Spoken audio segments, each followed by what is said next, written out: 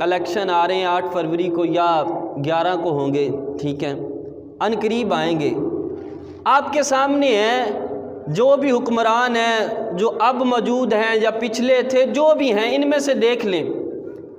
بعض ایسے بھی ہیں کہ جو دین مصطفیٰ کا نام لیتے ہیں لیکن ان کا اپنا چہرہ دیکھ لیں، جو اپنے چہرے پر اسلام نافذ نہیں کر سکا، جو اپنے جسم پر اسلام نافذ نہیں کر سکا، جن کے جلسوں میں اسلام نہیں ہے، وہ ملک میں کیا اسلام کریں گے؟ اور جن کو پوری زندگی ہو گئی حکومتیں کرتے ہوئے، وہ کیا اسلام نافذ کریں گے؟ یہ سارے چور، ڈاکو، لٹیرے ہیں۔ یہ منبر اس چیز کی یہ گواہی دیتا ہے کہ یہاں بیٹھنے والا بندہ حق کے خلاف نہ بولے، وہی چیز بولے جو قرآن اور حدیث کے مطابق ہے۔ تو بزرگوں، اس چیز کو ذہن نشین کر لو، کہیں ان کا ساتھ دینے کی وجہ سے آپ بھی انہی کے ساتھ نہ ہو جائیں۔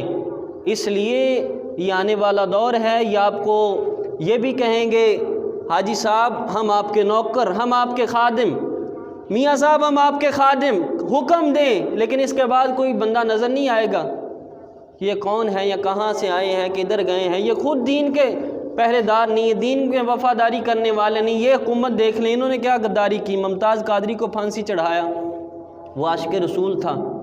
یہ دین کے ساتھ غداری ہے کہ نہیں غداری؟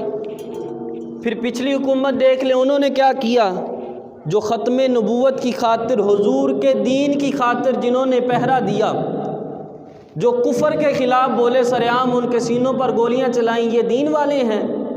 لہٰذا ایسے چوروں سے، ایسے لٹیروں سے، ایسے ڈاکوؤں سے بچ جائیں۔ اور نماز کا حال سن لیں، حضور فرماتے ہیں ایسے لوگوں کا حشر فرعون کے ساتھ ہوگا۔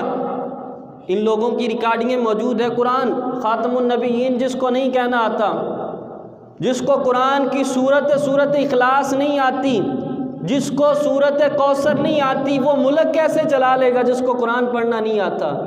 حکومت کے یہ تقاضے نہیں ہیں، حکمران وہ ہوتا ہے حکومت کے تقاضے جو عالم دین ہو، جو دین کو جانتا ہو، جس کو پتہ ہو میں نے اس گناہ کی سزا کیا دینی ہے، اس گناہ کی سزا کیا دینی ہے، شرعی طور پر اس کا کیا گناہ کا عذاب کیا بنتا ہے، اس کی سزا کیا بنتی ہے۔ ایسے حکمران ہوتے ہیں۔ لہٰذا خود بھی جہنم کی آگ سے بچیں، اپنے گھر والوں کو، اپنے رشتہ داروں کو بھی ان لوگوں سے بچا لیں۔ اور اگر یہ چیز اگر آپ نے کرنا ہی ہے، بہتر ہے اگر کرنا ہی ہے یہ معاملہ ووٹ والا، تو اس بندے کو جو حضور کے دین کے اوپر پہرا دیتے ہیں، جو حضور کے دین کا نام لیتے ہیں، جن کے جلسوں میں بھی حضور کا نام نظر آتا ہے، جن کی محفلوں میں بھی حضور کا نام نظر آتا ہے، جو دن رات حضور کا نام لیتے ہیں، اگر یہ کام کرنا بھی ہے تو ان کے ساتھ کریں۔ ایسے لوگ بھی موجود ہیں، تحریک لبیک یا رسول اللہ والے بھی موجود ہیں، اگر یہ سلسلہ کرنا ہے تو ان کے ساتھ کریں۔